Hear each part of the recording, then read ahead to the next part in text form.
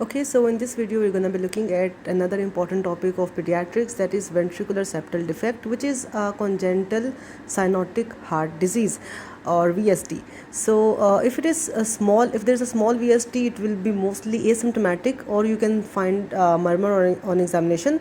And if it is a moderate to large VSD, then the child will present with feeding difficulties, and there will be sucking, resting, and then sucking cycles, because the child will get dyspneic while sucking or while feeding, and there will be dyspnea on exertion due to reduced peripheral oxygenation, and there will be recurrent respiratory chest infections.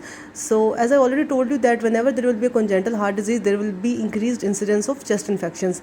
So in the long run, there can also be congestive heart failure, tachypnea, tachycardia, cardiomegaly, which will result in a shifted apex laterally, and due to pulmonary hypertension, there will be a loud P2 and a widely split S2, and A2 will come before P2. So this particular arrangement will be seen in a case of VSD, that there will be a loud P2, a widely split S2, there will be splitting of S2, and the A2 will come before P2. So this is something that you need to remember regarding VSD.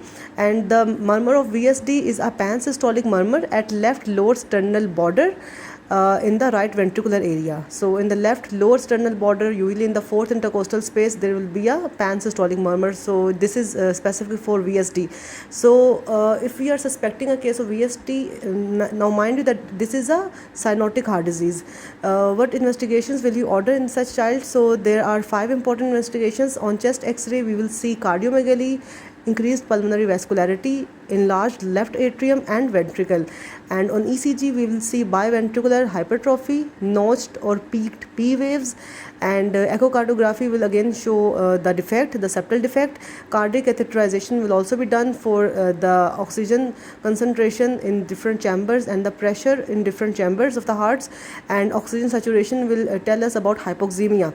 So these are the important investigations: chest X-ray, ECG, echocardiography, cardiac catheterization, and oxygen saturation. Now once diagnosed, how will you treat a case of VSD? So first of all, we'll reassure the parents that if it is a small VSD, like if it is less than 3 mm in size, it will close spontaneously. It does not need any treatment, okay? But if it's a larger VSD, or if it is causing symptoms, then we will first go for medical management, which will include controlling congestive cardiac failure and preventing the development of pulmonary vascular disease, because in these patients they are at high risk of development of pulmonary hypertension or pulmonary vascular disease. So we need to take some steps to reduce that. So for that, the drugs that we're going to be using include digoxin, diuretics, ACE inhibitors, and inotropes. Inotropes are mostly used when the child goes in congestive cardiac failure with shock.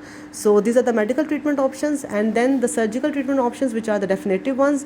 And the surgery has to be done before the age of 2 years.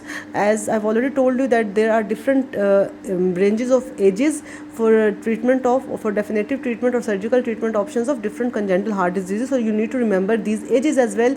So for VSD, it is less than 2 years of age.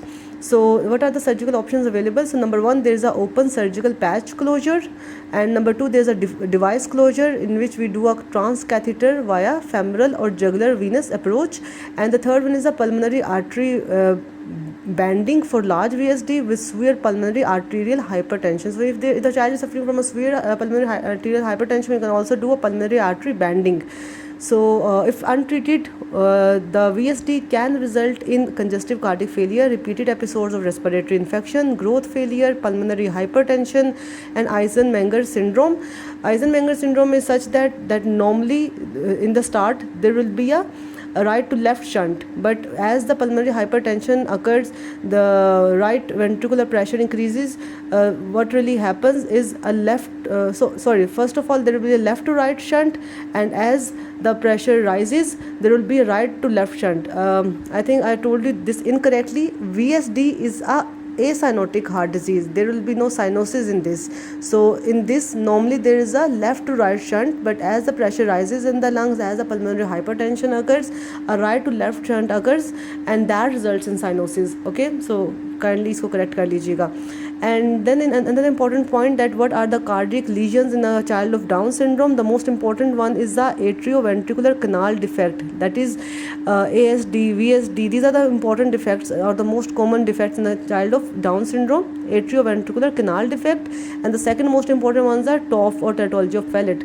So these were the important points regarding VSD, that it's a acyanotic heart disease.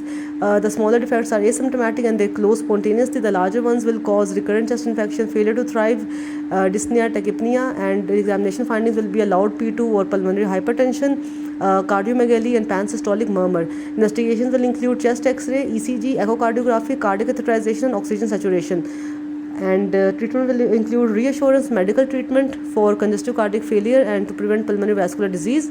Surgical treatment option will include open patch repair, device closure, and pulmonary artery banding. And complications will be CCF, repeated episodes of chest infection, growth failure, pulmonary hypertension, Eisenmenger syndrome. So these were the important points regarding VSD. I hope it was helpful for you guys.